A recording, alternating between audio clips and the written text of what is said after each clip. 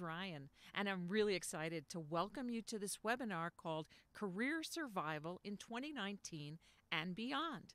We're going to talk about your career today, what you're doing now, what you want to be doing next year, and how to get from point A to point B. I'm Liz Ryan. I'm the CEO and founder of Human Workplace, which is a company, a coaching and publishing company based in Colorado, and it's also a global movement with a mission to reinvent work for people. And we give these webinars to teach folks like you how to get over the new hurdles that the working world presents. Didn't used to be this way, right? Didn't used to be so complicated to get a job or to thrive on a job or to advance on a job or to change jobs or change careers or start your own business. This stuff has gotten a lot more complicated lately. And you know that if you've been laid off from a job unexpectedly, or you went to a job and you gave it all your best for years and years, and then you didn't advance or you didn't get what you wanted out of the job. We're all learning to be more discerning. We're all learning to brand ourselves now. We're all learning to use different non-traditional job search approaches to get the job you deserve, and that's what we're going to be talking about in the webinar today. That's why it's called Career Survival in 2019 and Beyond. Because the world has changed, and survival and thriving in your career is a very different proposition than it was a few years ago. My background is human resources. I've been a human resources person since 1984, you guys. You probably weren't even born in 1984. But being an HR person for all those years, I learned a lot about how to get a job and how to get ahead on the job and how to get the most out of a job and how to run your career like a business, because you are a CEO. You are in charge of your business. You're thinking, I don't have a business? Yeah, you do, because your career is your business. Your career is your business just like any corporation, and you're the one in charge, and you're the one who's running things. So we're going to talk in this webinar about what's changed, how we have to respond to the changes in the talent marketplace, how to choose your best career plan for 2019. We're going to give you 3 choices, and you're going to pick one option that makes the most sense for you as you step into 2019. And then we're going to give you some tips for how to get there. So thanks for joining us. Let's dive in. Okay, so let's dive in. I'm going to go through our agenda to begin this program, this webinar called Career Survival in 2019 and Beyond. Talk through what we're going to be discussing and what you're going to be learning in the rest of this webinar. Well, the very first topic, of course, is why do we even bother talking about career survival in 2019 and beyond? Well, it's because the working world has changed so dramatically. You probably don't need me to tell you that. The working world has changed enormously during my career, and I'm probably older than you. You may not have worked in the old working world, but believe me, it's dramatically different. And it takes a lot out of us to navigate now, to maneuver our way, especially if we want to have a career that celebrates us more than just a job to pay the bills. Of course, got to pay the bills, and we're going to talk about that, how to get a job, but then how do you get a job that really deserves your talents? And that's, of course, our focus at Human Workplace. So the old working world is gone. Jobs just don't last as long as they used to. And most people nowadays are not only going to change jobs 5, 6, 7, 8 times during their working life, they're going to change careers too. That's not a bad thing.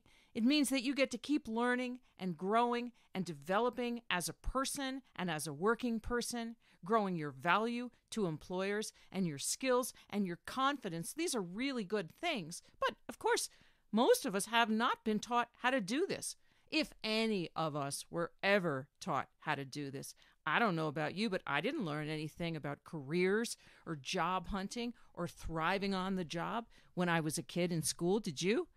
There's sometimes some instruction available from your career services, career placement office when you're in college, but usually that's it. Then you're out, you're launched, you're in the world, you're working, and you got no place to go for your career advice. And of course, that's why we launched Human Workplace. So the old working world is gone, and we need to know how to navigate in the new one. So many changes, which we will talk about, in the working world, so many changes in employment, how you get a job, how you keep a job, how you thrive at the job, how you advance in the job, how you decide when it's time to go into a new job.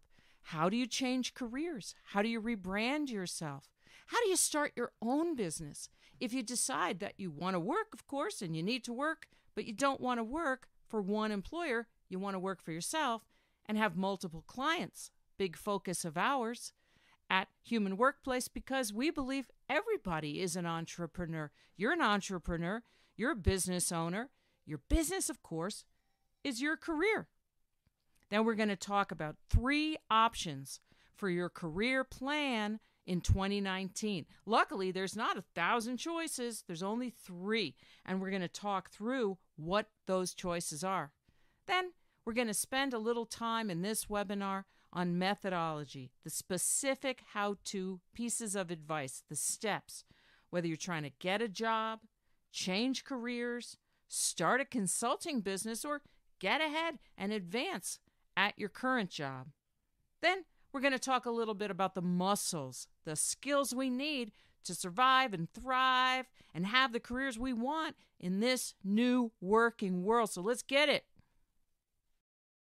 Okay, so we said that the working world has changed. How has it changed? Well, one way the working world has changed is that jobs are less secure than they used to be. In fact, long-term employment with one company is sort of going the way of the dinosaur. It's disappearing. The world itself is changing, and it means we have to change with it. So how is it changing? Well, your job could go away. And the 3 most common situations that we hear about at Human Workplace are, of course, that you just lose your job, you just get laid off, your company decides they don't need you, or they don't need your department, or they don't need your division, or they get rid of the entire region and everybody's out of a job, and then you and your coworkers are all trying to job hunt at the same time. Very, very common. Lots of Human Workplace members and followers have been laid off. And a lot of times they weren't expecting it. So that's one of the biggest changes. We have to be nimble to deal with that kind of thing if it should happen. Here's what that means. It means we have to be aware of the world, the talent market outside our office or showroom or factory walls in case something happens unexpectedly. Second reason that people have disruption big time in their career is that the conditions of the job might change. They might change your hours, or they might tell you, you still have a job, but now it's 200 miles away in a different city. Whoa, whoa, whoa, whoa, whoa. Does that make sense for you in your life? Are you able to do that? We're trained to think, I got to stick with this job. But sometimes that's not in your best interest. I was reading just recently that in the United States, where relocation for a corporate job used to be just a fact of life, people used to relocate all over the place. In fact, you know, the former technology super giant company IBM, one of the forerunners, of course, in office technology, IBM, they used to say that it stood for I've been moved, right? When I was a kid, they would say, the joke was, oh yeah, IBM means I've been moved, because people would move all over the country. And you know what? It was worth it. They would go all over the world. Well, it made sense because they had the security that if they make these moves and they do the relocations that the company wants them to make, IBM or, of course, any other company, it's going to work out. It's going to turn out to be warranted and a good investment. Even with the disruption to themselves and their families, it was worth it because the company had their back over the long haul. Well, you know, sadly, that's not how it works anymore. So people are not relocating nearly as much, and this is the news story I was reading. People are saying, no thanks. I can get another job here in this city where I already live. I don't need to move, and I'm not willing to move. And here's the thing, can you really blame them? So the idea that your job might become untenable for your family or for yourself, this is a very real possibility. And what I don't want you to do is stick with a job that doesn't work for you personally anymore just because you feel like, well, I have to. Here's the thing. It's called a job market because it's a market, just like a marketplace where people are selling peaches and pears and plums. It's a market. There's always more than one buyer and more than one seller, or it wouldn't be a job market. Yes, you can get another job if your job starts to go downhill. You can.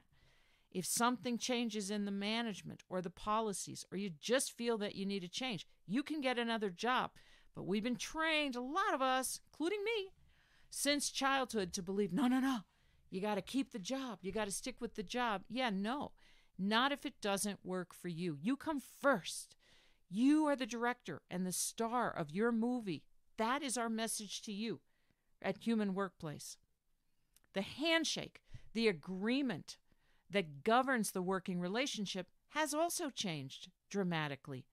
The handshake used to be, the implied agreement was, you move with the company, or if you don't move, you stay in one location, you work hard, you come to work every day, you're a team player, you put in the hours, you put in the time, the heart cells, the brain cells, you care about the work, and the company is going to take care of you. Sadly, that's gone away. And I ask CEOs all the time, why? What happened to the handshake? What happened to the implication, the assumption that when you take a job, you're going to have the job unless you do something terrible on the job? And they said, well, it's the reporting, we have to report to Wall Street. We're a publicly traded company, and we've got to report our quarterly financials. And so people will make business decisions. People like me and my teammates, high, lofty executives, right, will make business decisions to make those financials look good, including putting people out of work. So think about that, right? They're going to put people out of work because it's going to help their quarterly reports look better. The financials are going to look better, and it's going to be good for the stock price. That's awesome for shareholders, really bad for the employees who are out of work. This is why I tell people to think about themselves, and I'm telling you to think about yourself as an entrepreneur, as a business owner. And if your business has one employee and that's you, great, because we're all independent economic units now, and we can't depend on any employer to look out for us over the long term. Used to go to work in a company, they assumed you're going to be there for a long time, and they'd give you a lot of training. If they thought you were ready for a promotion, they'd give you more training. I have a friend who's an HR lady, HR person like me, right? And she was leading a new employee orientation one Monday morning. She's got like 30, 40 people in the room, sitting there, bright-eyed and bushy-tailed, ready to start their new job. And she's going through the benefits information, the health care and the medical, I just said that, the dental and whatever, vision coverage and all of their different benefits in the company, vacation time, sick time. And she says, okay, I'm going to hand out a folder right now. This is about our 401k retirement plan. We got to talk about retirement. And the entire room bursts into laughter. They start laughing because none of them expects to retire from this company. Now, obviously, 401k is not just something to do because you think you're going to retire from the company. If your company offers a 401k, I encourage you to take it. But all I'm saying is the concept of retirement was so ridiculous to this crowd because retirement from a company is such an absurd notion nowadays, at least in the United States. You can retire from a government job if you're a police officer, right? You're a social worker, that type of thing. Most people right now are not going to take a job anytime soon that they're going to retire from. It's almost unthinkable. We're going to be jumping from lily pad to lily pad over years, and that's what we have to get good at, jumping. We have to understand how to get a job. We have to understand how to brand ourselves, how to market ourselves, how to negotiate for our value, all of these entrepreneurial things that regular working people didn't always have to do, but now we do. Got an email from Rita. We'll call her Rita. Rita's had her job for 4 years. She works the night shift, and it's been perfect for her. Well, they sent out an email and said, we're going to reassign your shifts based on seniority. Rita's thinking, I got a lot of seniority in this company. I'm going to be able to keep this shift, right? No, she wasn't. They shuffled through the seniority roster, and wham, she gets the day shift. She gets an early morning shift that is completely unworkable for her. She can't do it. She can't do it with getting the kids to school and the other stuff that she's got to do in the daytime. It's impossible. So boom, all of a sudden, nothing to be done. Rita is out of a job. So these skills that I'm talking about are not just nice to have, they're actually survival skills, like a Swiss Army knife for you as you go through your career. The things that we're going to be learning today are things that everybody needs to make it much less to have the career and, by extension, the life that you want and that you deserve. And I have nothing but sympathy, empathy, and compassion for you if you feel like, no, I don't have it yet, Liz. I can't take a step. I got you, because we've all been there. But I want to teach you how to get out of the box and how to allow yourself to give yourself permission to think more broadly, to think, what if I did? What if I did do something out of the ordinary? What if I did follow Liz Ryan's advice and send a pain letter instead of a cover letter? What if I did talk to my boss about my career path at this company, to really sit down and talk brass tacks like adults, like equals, and decide whether I want to stay here through 2019 or not? What if I gave myself permission to imagine having my own consulting business? And what if I plan to start that business while I still have my full-time job? What if I took a risk? What if I took a risk in order to grow and learn? Right? They say the price of getting a new life is giving up the old life. And that's what I'm talking about right now. Taking steps, not huge, momentous, jump off a cliff, get in a sailboat and go around the world. Nope. Just getting out of the mental mold, the stuck place that tells us how your career proceeds is somebody else's decision, because that is ridiculous. Okay, so let's talk about the possible directions for you as you think about your career plan in 2019. Like I said, there are not 10 million choices of what to do with your career in 2019. Really, we boil them down to 3 options, okay? I'm going to walk through those 3 options right now, and I hope you'll be thinking about which one of these options is the right one for you in 2019. The first one we call grow muscles in place. What does it mean? It means keeping the job you got now, sticking with the job you've got now, but not falling asleep and forgetting about the outside world and forgetting about your own skills and your own muscles. No. It doesn't mean forgetting about your marketability and losing touch like poor Rip Van Winkle, who fell asleep under a tree in the old folk tale and slept for 100 years, right? That's how it feels when you get shocked awake sometimes, like you've been asleep for 100 years. And my goal is to keep you awake and aware of yourself as an economic unit, as a CEO, right? CEO of your own career. So growing muscles in place is the first option. You're going to stick with the job you've got now and keep growing and learning and thriving on that job. Second option is called start a new adventure. That new adventure could be a career change, a new job without a career change, or starting your own consulting business, for instance. These are 3 very popular ways to shift in your career. Get a new job, right? Start a new career in a new job, or start your own consulting business. And we'll dive into that here in a minute. Tell you a little story about that in a moment. The third option is to build a 2-lane highway.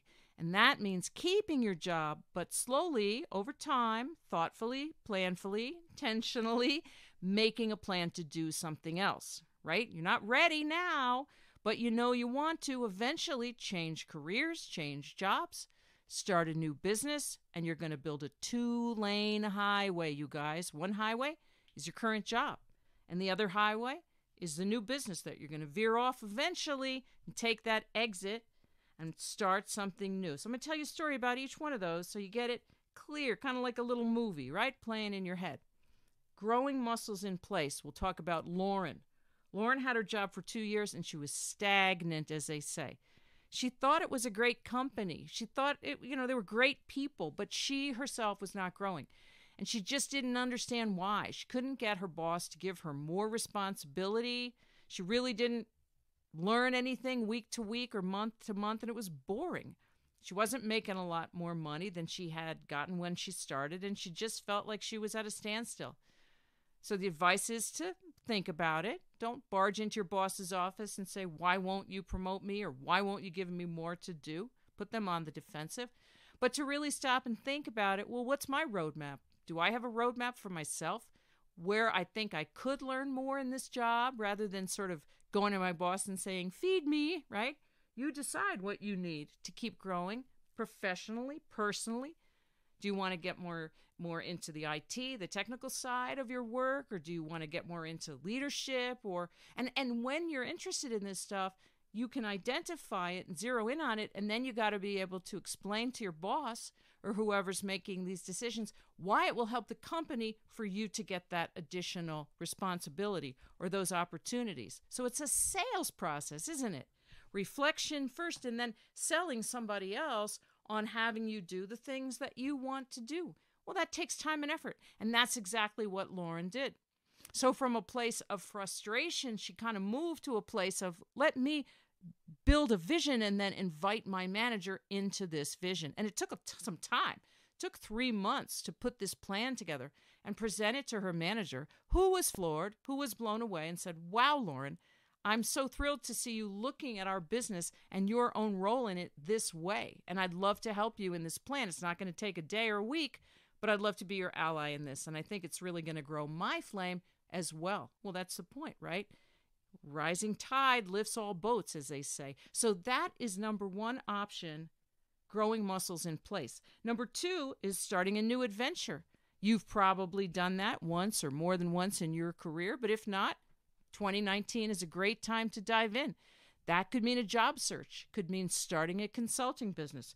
But we'll just talk about Andrew, because Andrew just recently executed a successful job search. And here's what he said. He said, when I started the job search, I did not realize how not employable I was. I did not realize how stuck in my thinking I was. I thought I had to go on interviews and tell them exactly how I solved all these problems at my old job, and they would be so blown away by my expertise, they would immediately hire me. But actually, he did not get a job, running down in excruciating detail how he solved all these problems at his last job. Nobody wanted to hire him. He couldn't figure out why.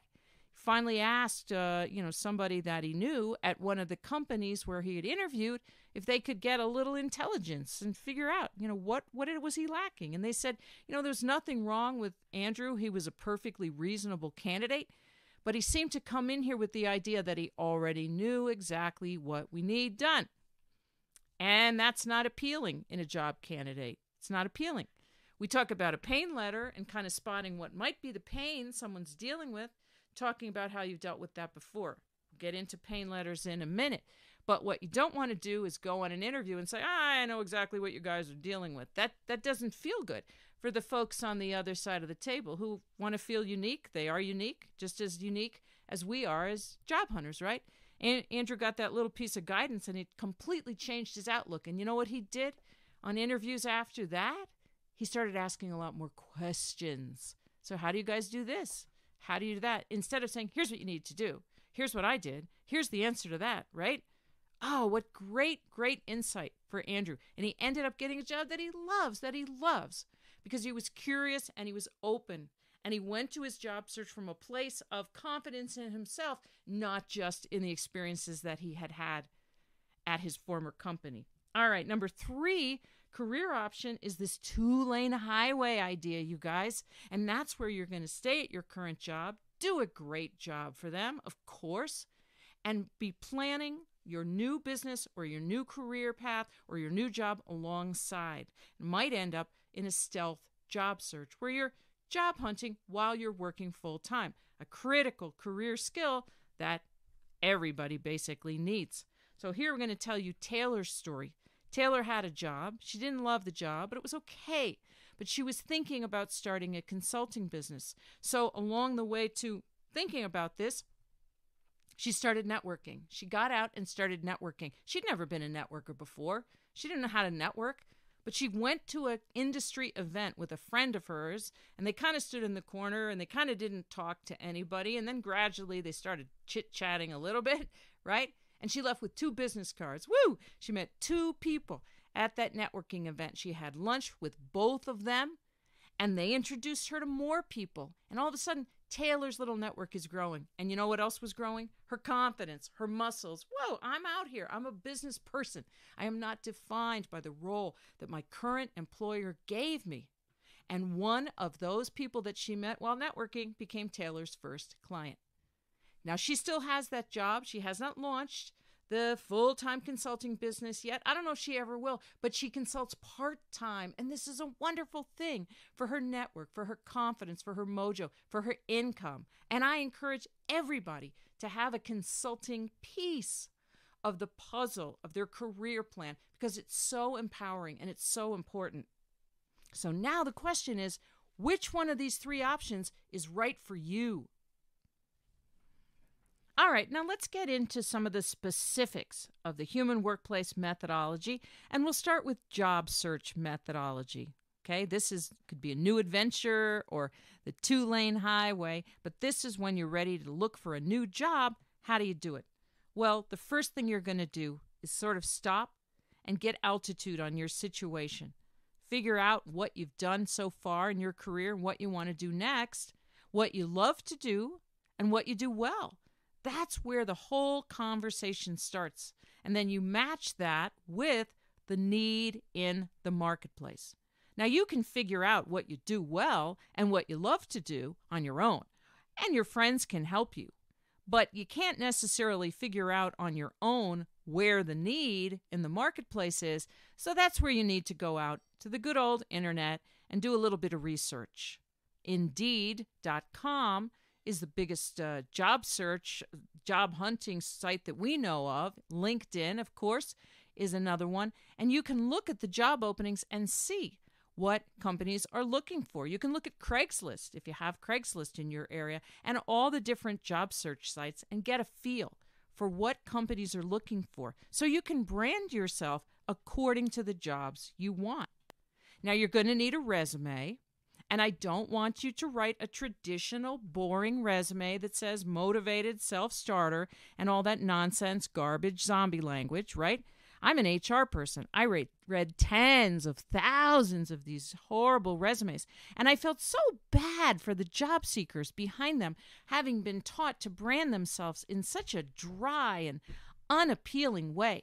We teach something we invented here at Human Workplace called a human-voiced resume. It's a resume, but it sounds like you. It has complete sentences in it, and it uses the word I, because after all, it's a document about you. So it's going to say something like, I started out in accounting and got interested in sales, and now I sell financial services products to mid-sized businesses. It's a story about you, and it immediately grabs the reader's attention if they can handle a storytelling resume, which most managers can. It's much more appealing. But let's face it, there are very stodgy people out there who do not want to hear you talking about yourself with the word I and full sentences, and they'll throw your resume in the trash. Good. That's what you want them to do. Remember, not everybody deserves your talents. You're speaking to people who can handle you as you are in your human voice. And that's what a human-voiced resume does so brilliantly. It brings your power across on the page or the screen, and it weeds out the people you would never want to work for anyway, right? So a human-voiced resume is going to use the word I. It's going to use complete sentences, and here's what it's going to look like. At the top, it's your name. I put that in larger type, 16, 18-point type. Your name that you use in business, your city and state. We do not need the street address, your city and state. Your phone number, the one you use for business. Your email, the one you use for business, not partyboy96@gmail, right? And your LinkedIn profile URL. The URL to your LinkedIn profile, right? Then it jumps right into a summary at the top that is just like I said. I got interested in sales after doing accounting for several years, and now I sell financial services products to medium-sized corporations. Then you tell in your summary a teensy-weensy little story. Yes, yes, yes, right up at the top in the resume summary before they get into your career history. Don't list your skills. Everybody lists the same dumb list of skills. They're not verifiable. There's no meat. There's no passion. Right there, you're going to tell a little story. At Acme Explosives, I re-engineered our sales order process to speed it by half and help to increase sales 30%. Boom. A lot of people say to me, I don't have numbers like that. I don't have numbers for the things that I did. I don't have the accomplishments in numeric form. You don't need numbers. Stories about instances where you saved the day, where you made a difference, those are great, even better than numbers. But you know what? As far as the numbers, if you understand the basic mechanics of the businesses, companies that you work for, extrapolate the numbers. You can estimate. These are not coming from, some CPA firm. You can estimate what the numbers were for the accomplishments that you had on the job. You get past your summary, which is 2 or 3 sentences at most, and we are not talking about I'm hardworking, I'm loyal, I'm thrifty. No one cares what you think of yourself, right? You're going to say what you do, how you do it, or why you got into the field. You're going to tell a quick story, and you are out of there. That's the end of the summary, and you go to your career history, starting with your current or most recent job, the employer name, the city and state where you worked, not their headquarters, where you worked, your job title, and the dates. If you had more than one job title, you just put the most recent job title, and then in the description of that job, you mention that you were promoted once or twice or whatever it was. Do not give us all the dates of all the different job titles you had, the different roles as you moved up in that company. That's really tedious, hard for anyone to read. A human voice resume is 1 or 2 pages long. That's it. So you might have to chop off your earliest jobs. Perfectly fine. No one cares what you did on the job in 1976, right? But your human voice resume is going to be very vibrant. It's going to be a storytelling resume, human voice all the way through, complete sentences all the way through. I really encourage you to try this because it's going to make a huge difference in your job search. Second piece of advice, if you're job hunting, has to do with interviews, how you go out there and rock a job interview. It's this, you guys, and you already know, preparation. You got to be prepared. Oh, as an HR person sitting down with some lovely young person or even middle-aged person, and I'm so interested to hear about them and their experience and who they are and what they care about. And I say, so, tell me what you know about our company. And they turn beet red and they look at me in terror and they say, not really anything beyond the job ad. That's a fail. You got to do your preparation. You got to know what the organization is all about and what they care about. You can find out from their website. You got to know who you're interviewing with. If you can possibly find out from a headhunter or the HR person, whoever invites you for the interview, who will I be meeting with when I come on the 27th? You want to know their name and their title. You're going to look at their LinkedIn profile and see where they came from. Not to be creepy and say, oh, I understand you used to do Irish dancing when you were a kid because you saw it on their LinkedIn profile. No, but just to understand them as a person. It's just courtesy. What's their path? Where did they come from? What are they likely to care about, right? We're talking about selling. We don't often think of ourselves as salespeople, but that's what we are. But again, real salespeople out in the world, they qualify their customers, right? They don't sell to just anybody. Same thing with you. You're not just selling yourself to anybody. You're not going on a job interview to grovel and beg for the job. You're going to check them out. They're going to check you out. And you're going to figure out whether you have a good match of capabilities and needs. That's it. Going to stay in your body. People get nervous before job interviews. Of course, everyone does. I suggest you run up and down the stairs or do some jumping jacks for real. Not to be covered in sweat, of course, but to wind yourself a little bit. Get winded, because that's going to get you out of your head where all the trouble is. Oh, I'm not doing a good job. He didn't like what I said. Oh, should I change my answer? No. Get out of your head. Don't judge yourself like you're in a performance. You got to be full in that performance, right? Not outside judging yourself. Ick. And the best way to get out of your head is to get in your body by physically getting active. Literally, if you take the subway to the job interview, run up and down the subway steps a few times. Get out of breath. It's truly, truly, truly powerful. Third thing, how do you follow up after a job interview? Right? How do you follow up? Well, I recommend that you send an email message to the person who interviewed you. Or if several people interviewed you, send them each an email message and say, hey, Jane. Don't say hey. You say, dear Jane, thank you so much for chatting with me last Thursday about the marketing coordinator job at Acme Explosives. I was especially interested in, and grateful for your description of the chocolate extrusion process or whatever. Why do you mention something specific you and Jane spoke about in your thank you email? Because that brings you back to mind. Now she can differentiate you from the other candidates she met, because her head is full. She met so many people. She can't tell one from the other. It's not like you can say in your thank you email, I'm the redheaded one with freckles, right? Can't say that. So you mentioned something that Jane and you spoke about that she probably didn't talk about with all the other candidates. Then you go on to say, I've been thinking about our conversation, and it hit me that the resource blah, blah, blah, a website, a book, an event, a podcast, a blog, could be really useful. I've gotten a lot of value from it. Why do you do that? You're giving your interviewer something of value for themselves. So you're not begging and pleading, please interview me again, give me the job. You're saying, I don't know if this is useful. I found it to be something that's helpful or cool. Or if you don't have a resource like that and you can't find one, then you say, I've been thinking about the issue you brought up of the difficulty of, coating stick dynamite in chocolate, whatever. I've been thinking about that and have some ideas I'd love to share with you. You're keeping the conversation going. Then you say, thanks again. Have a wonderful day.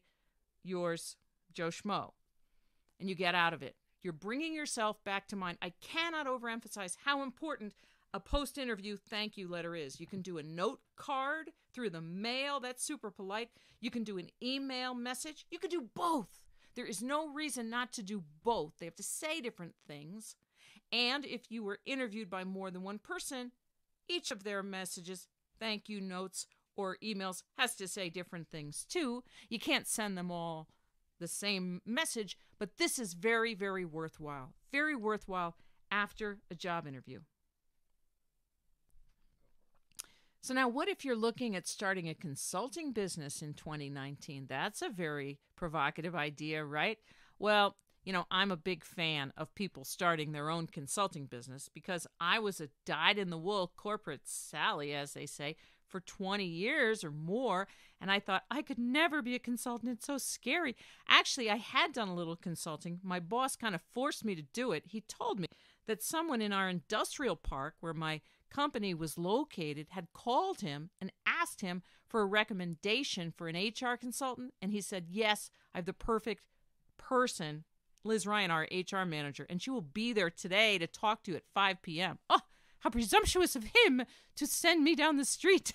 But he did, and it was a great experience. It was a great experience because it got me just that little bit over the hump of thinking that consulting is so scary compared to regular full-time employment. It's not at all. You go in there and you say, what do you need? And they say, here's what I need. And you say, oh, well, actually, so you have no HR function at all? Okay, no problem. The guy had been in business for decades. They had no posters that are required by law. They had no handbook. Of course, I don't say, are you kidding me? I say, oh, okay, no problem at all. We can get you hooked up here. We'll figure this out. I got to talk to you, ask you some questions, talk to your payroll person, write you a handbook, get the posters going, see what else you might need. I didn't want to make a whole big thing out of it. I was very busy outside of work, but how satisfying to see a person in pain that says, here's what I need, here's what I think I need. You put it together, you do it. And I'll tell you something, the money that you get from consulting feels different. It truly feels different than your wages or your salary or your regular job. It feels different. It's like I know what value I created. They were in pain. I got them out of pain. I feel good. They feel good. It's a wonderful thing. So if you're thinking about starting your own consulting business, first thing that you got to zero in on is, what do I know how to do? And what do I know how to do that other people might need? But it's shocking how much need there is out there that people could be consulting in, and people are consulting in. And the number of folks who are doing this is growing every day. We don't think, oh, I could be a business owner, but you could. It sounds really scary, and then it turns out to not be scary. In some ways, it's less scary to have your own consulting business than to work for somebody else because, you wake up every morning knowing that the weight of your mortgage or your rent payment and your electrical bill and your water bill and all that is on your shoulders. Okay, let me go out and do it. And you have the means of control to go and do it, which you don't always have in a full-time job. So the first thing you're going to do is figure out what you know how to do, the people will pay for. You're going to do some research to see what the market value of your services are or is, and then you're going to figure out how to brand yourself. How do I brand myself as a consultant to not sound like everybody? You're not going to say results-oriented consultant, right? How do I brand myself as a person who can solve a particular kind of pain? And that's going to be the focus of your pitch and your brand, is the pain that you solve. That's the same for job seekers and for consultants. Okay, so let's imagine now that you have an idea for your consulting business. You have an idea of the type of client you want, the type of services you're going to offer, and what you're going to charge, either on an hourly basis or a project basis. You have a in the ballpark. Okay, that's great. How do you get your first client? Okay, fantastic question. Most folks get their very first consulting client through their network. This means that you're going to get out there and go see the people you know from the business world, your personal friends, the people that you know at the gym, people that you know in the neighborhood, everybody. Your sister's friends, your cousin's friends, you're going to let them know that you have a business. And there's a lot of getting out there involved, meaning that you can't really do this from behind your computer screen. It means going to events, having business cards. Business cards are cheap. You get them at vistaprint.com online for like $20, or you get them at any office supply store. If you don't like your business cards after a few months, you change it. It costs $20, right? Starting a new business is not expensive. You're going to see, I encourage you to see a lawyer, maybe one time, and an accountant.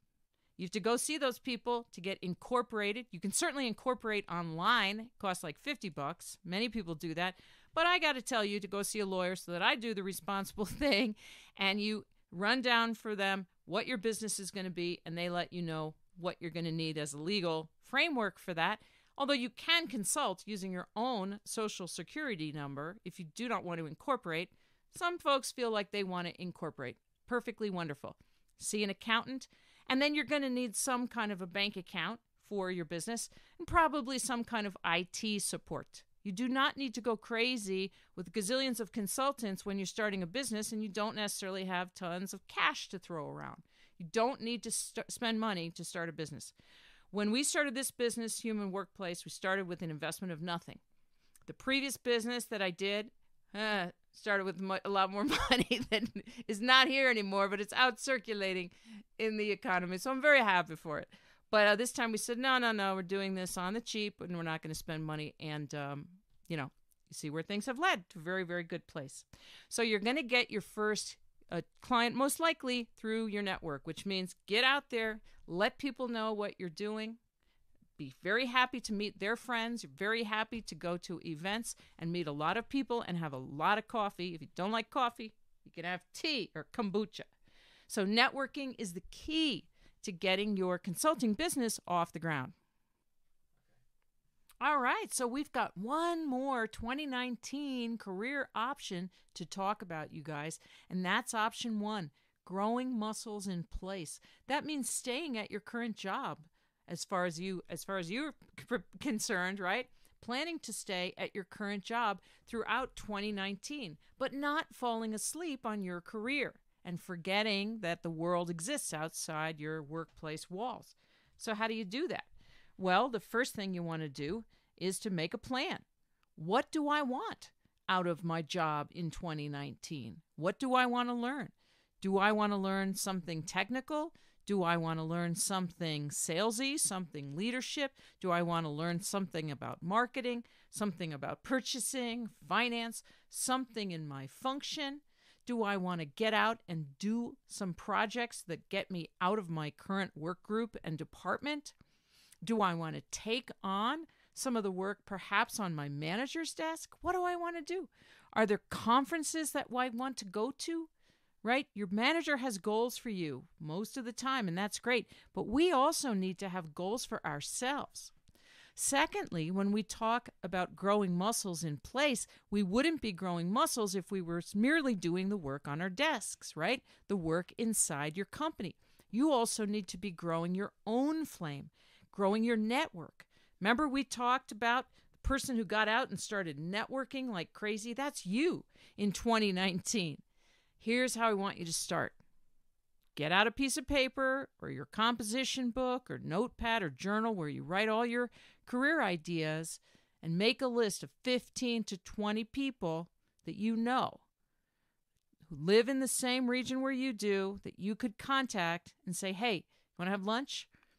You might say, Liz, I don't need to have lunch with my friends. I see my friends all the time. No, no, no. I want you to have a networking lunch or coffee or walk around the lake or get on your bikes sometime when you can talk about this, about career stuff. You might play softball with somebody.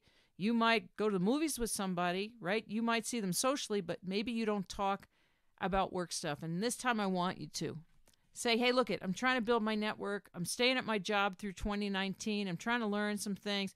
What do you recommend I do? They're going to have recommendations for you. They're going to tell you should join this professional association over here that I really get a lot out of. Or you should attend this workshop. Get your company to pay for it if you can, or pay for it yourself even, to get this learning, to get these skills. Stay current, stay marketable. We cannot afford to fall asleep on our careers, right? And then the third thing I'm going to tell you is to network inside your company as well as outside. Get that visibility, know people. It's astonishing how many times I go into a company and I go into a conference room and there's 15 people sitting there and I say, first question, do you guys know each other? And they look around, well, no, I don't really know her. I've seen you. I don't really know you. What? Come on. Introduce yourself when you run into people that you do not know. That's number one. Introduce yourself to people. Hi, I'm Jane. What's your name? What do you do here? Okay, awesome. Great to know you. Forge relationships with people who do not work in your department. This is critical. You are not just growing your resume, you're growing your own muscles in yourself. So getting ahead at work and in your career are really two sides of the exact same coin, as long as you keep a very keen awareness of the world outside your workplace walls. You got to know what you're worth. You got to know which employers would consider hiring you if you should lose this current job or decide to leave. You've got to know your strengths, and you've got to know how you solve other people's pain. One thing to think about, if you're going to choose option one, growing muscles in place, one thing I would love for you to think about is starting some kind of a side business or creating a second income for yourself. Virtually every time I mention this idea to a group of employed people, they say, I work so hard already, I'm exhausted. Here's the thing. Your duties expand to fill the available time. And all of us are conscientious, or most of us are conscientious, and we want to do a good job. So if there's time, we're going to do some work. We're going to tick off some items on our to-do list.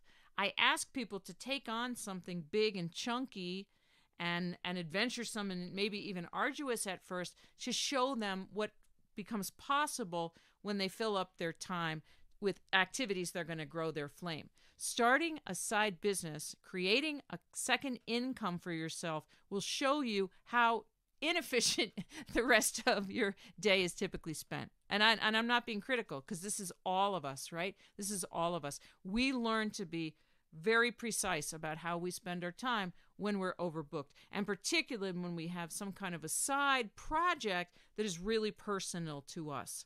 There's a lot of ways to create a second income for yourself. We've got a whole course about it, but you could read my articles, look at anything that I've written with the term oar in the water, put another oar in the water, because that's one of our favorite themes at Human Workplace, is that your current job might be a great job and it might meet your financial needs and your intellectual needs and your creative expression and your social needs, and it's still a really good idea to put a stake in the ground and do something for yourself, to build this entrepreneurial mindset and mojo that I am always talking about. So I love to teach this stuff, as I hope you can tell, you guys. I get very passionate about it. It is my personal mission to help people grow their muscles and take control of their own careers. And so you might be thinking, okay, well, this stuff sounds cool, Liz, and I got some good ideas, but I got to go back to work tomorrow, or I got to focus back on my job search tomorrow. That's the only thing I can do. I don't have a lot of time to go exploring all these possibilities, right? And learning all this stuff when I have a busy life and bills to pay and, cats and dogs and children to feed and all that kind of daily stuff. Believe me, I understand. I've been a working mom for 25 years now, 5 kids, and it can be extremely crazy at times, and there's just way too much going on. And we know that people struggle with these issues, and it's a lot to take on, to take control of your career, because they tell us, right? There's a lot going on out there. As we've said, it's a complicated working world. And that's why we have the Human Workplace Club. It's a club for people who want to explore these topics and want to take steps on their path. And they need guidance and tools and encouragement to do it. That's why we started the Human Workplace Club as a place for human workplace fans and followers who believe in the human workplace vision to reinvent work for people to gather and to strengthen and reinforce one another, to get the ideas, get the mindset, get reinforcement, right? Get alternative points of view, new perspectives, scripts and tools and how-tos, instruction and ebooks, all this stuff to keep moving down their path. And then maybe my favorite part of this club is a monthly live event, you and me and everybody who wants to join in, members only, live webinar where I will be talking about these very topics in more detail, doing instruction and discussion and commentary on these issues and answering your questions live once a month. I'm so excited to meet you in one of these live events if we haven't met already, and excited to have you as a member of the Human Workplace Club. So, is this Human Workplace Club going to be a good spot for you? Good resource and community for you?